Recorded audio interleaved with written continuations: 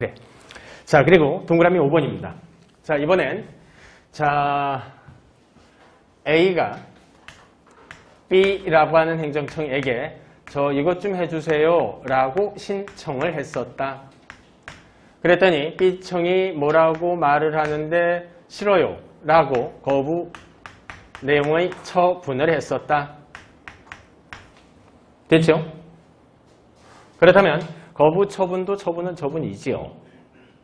그렇죠?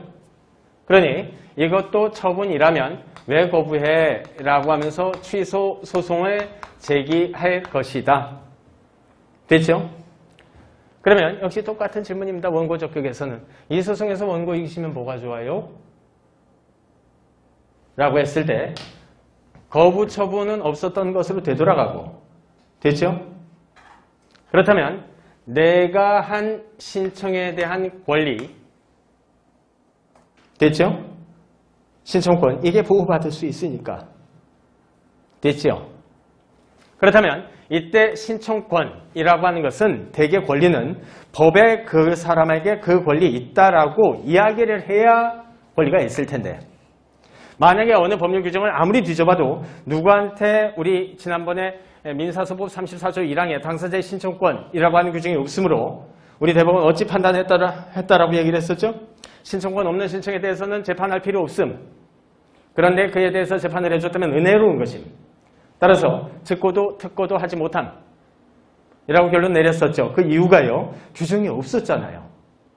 그렇죠? 그렇다면 똑같이 당사자 민원인 A가 B청에 가가지고 뭘 신청을 하더라.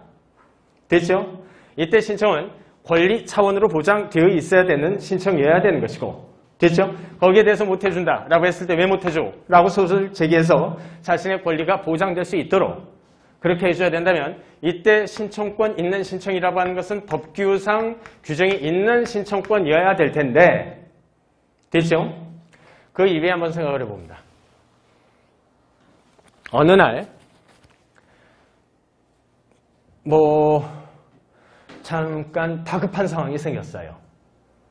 다급한 상황이 생겼습니다. 그래서 112에 전화를 걸었습니다. 그랬더니 실제 그러진 않으시지만 우리 이제 여러분들 이해를 위해서 말씀드리는 겁니다.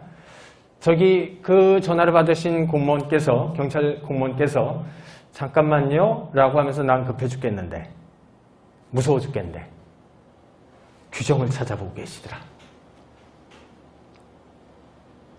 이런 경우에도 경찰이 경찰권을 발동할 수 있는지 그러더니 한참 지나서 말씀을 하시더라. 이게 규정이 없네요. 저희 못 나가요.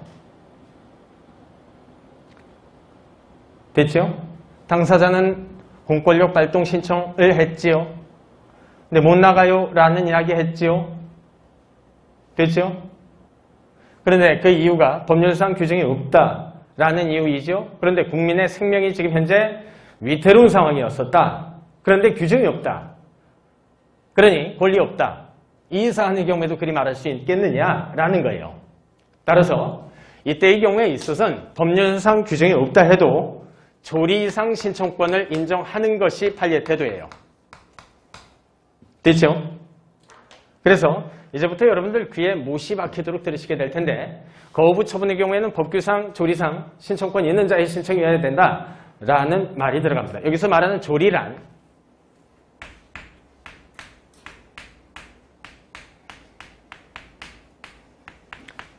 어떤 사람이 참 말을 조리 있게 잘하더라. 그런 표현 우리 들어보셨죠? 이치에 맞을 조 써가지고요. 이치에 맞게 잘 말하더라. 이걸 조리라고 얘기를 합니다. 두 글자 다른 말로 얘기하면 상식이에요. 상식에 의한 신청권을 인정할 수 있겠냐? 할 수 있다는 것이 판례의 태도입니다. 됐죠? 자, 그래서 특히 67페이지 하단의 동그라미 5번에 특히 거부 처분 묶어두시고요. 의 경우라면 묶어두십시오. 법규상 조리상 신청권 이게 있는 분의 신청에 대해서 거부를 했다면 이 거부 처분에 대해서 소를 제기할 수 있는 원고 적격 보장될 수 있을 것이다. 됐죠? 자, 그 정도 확인해 두시고 그 다음에 68페이지로 가시면 됩니다.